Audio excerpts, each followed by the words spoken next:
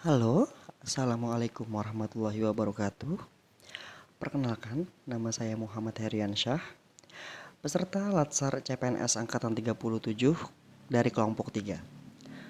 Saat ini saya sedang menjabat sebagai penata laporan keuangan atau bagian bendahara gaji di Dinas Perpustakaan dan Kearsipan Provinsi Kalimantan Selatan.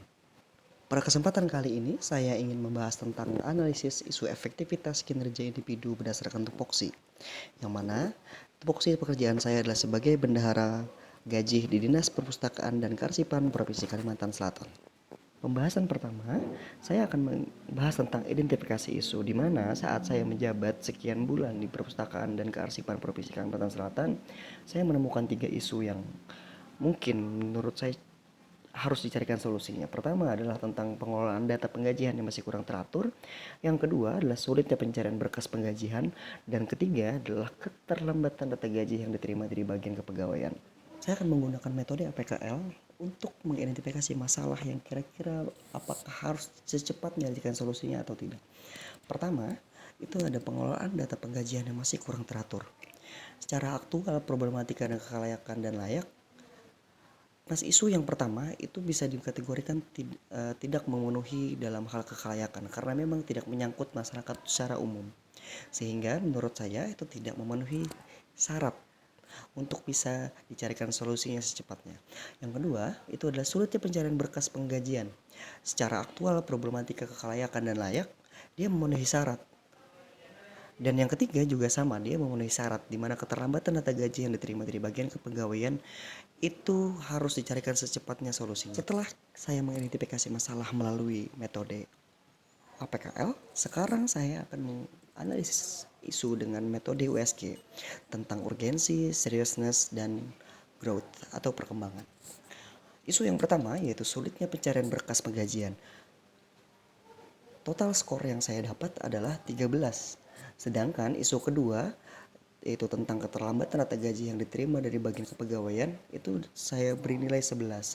Sehingga isu yang harus secepatnya dicarikan solusinya menurut saya adalah sulitnya pencarian berkas penggajian. Kenapa keterlambatan data gaji yang diterima dari bagian kepegawaian itu tidak menjadi masalah yang mungkin dinomor dua kan? Sebenarnya bukan dinomor dua kan, tapi menurut saya tanggung jawab untuk data penggajian tersebut itu juga ada di bagian kepegawaian, sehingga saya mungkin akan banyak mengubah dari berbagai macam bidang. Setelah saya menyelesaikan penggajian, saya akan harus perbaiki kawan-kawan yang ada di pegawaian untuk bisa mensinkronkan data, untuk bisa mencarikan solusi efektifnya. Bagaimana cara supaya saat data penggajian itu masuk, itu bisa dilakukan secepatnya. Maka dari itu menurut saya untuk isu yang nomor 2, dalam isu keterlambatan data gaji yang diterima dari bagian kepegawaian itu saya nomor 2 kan. Karena saya ingin mendahulukan bagaimana caranya saya untuk bisa memecahkan masalah di mana pencarian berkas gaji itu menjadi lebih cepat. Setelah saya menemukan masalah yang harus saya identifikasi dan saya carikan solusinya secepatnya, saya akan membaginya dalam fishbone diagram. Masalah yang terjadi adalah sulitnya pencarian berkas penggajian. Jadi ada 3 sebab yang mungkin harus saya perbaiki. Yang pertama adalah tidak adanya SOP yang detail perihal pemberkasan penggajian. Yang dimana saat saya masuk ke Dinas Perpustakaan dan Kearsipan Provinsi Kalimantan Selatan, saya tidak dikasihkan dan tidak menerima dan tidak dapat SOP, entah itu tidak ada atau mungkin belum dikasihkan. Terus yang kedua, kurangnya kesadaran mengenai digitalisasi arsip. Yang dimana pendahulu-pendahulu saya itu menggunakan periode-periode sebelumnya dengan arsip fisik, yang dimana ada kemungkinan arsip fisik tersebut bisa hilang atau rusak, sehingga saya tidak menemukan beberapa arsip, beberapa berkas yang di periode-periode sebelumnya. Yang ketiga itu adalah berkas masih berbentuk fisik. Ya tadi,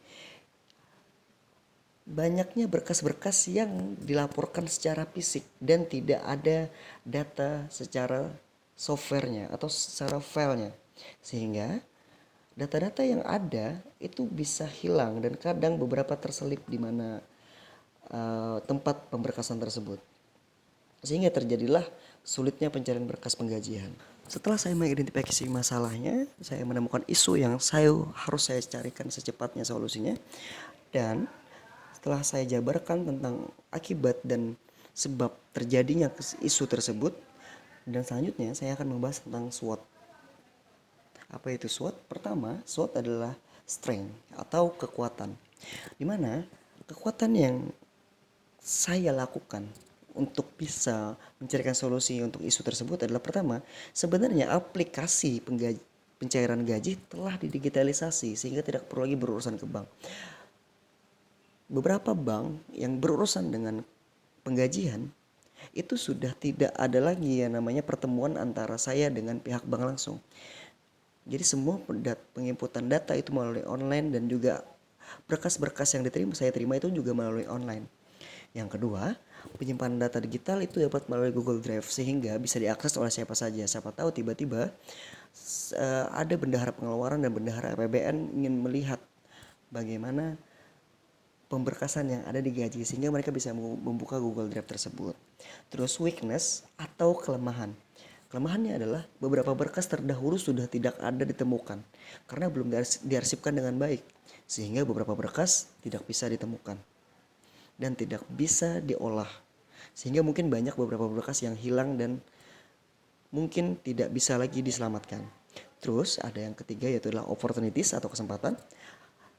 Kemudahan dalam pencarian berkas terkait penggajian apabila sewaktu-waktu ada pemeriksaan atau pegawai ingin meminta berkas terkait gaji yang bersangkutan untuk beberapa urusan yang mungkin mereka inginkan, itu akan mudah didapatkan dan cepat untuk didapatkan.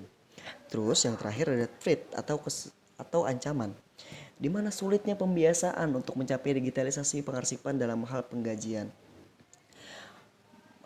Di mana penggajian itu udah terbiasa dengan metode-metode manual sehingga perlu pembiasaan yang mungkin memerlukan waktu untuk bisa mencapai digitalisasi. Yang terakhir yaitu adalah alternatif penyelesaian isu. Pertama, alternatif penyelesaian isu yang saya ajukan adalah pengumpulan berkas penggajian periode sebelum-sebelumnya. Meskipun beberapa yang sudah hilang, minimal semua berkas-berkas yang masih tersisa itu dikumpulkan untuk bisa didigitalisasi.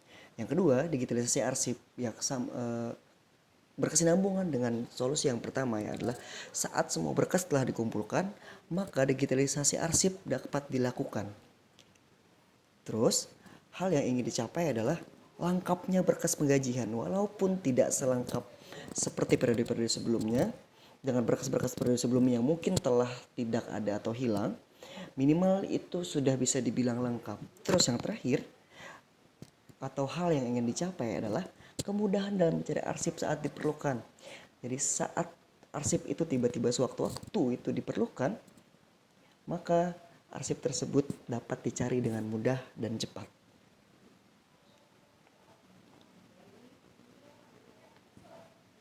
Oke, itu tadi dari saya.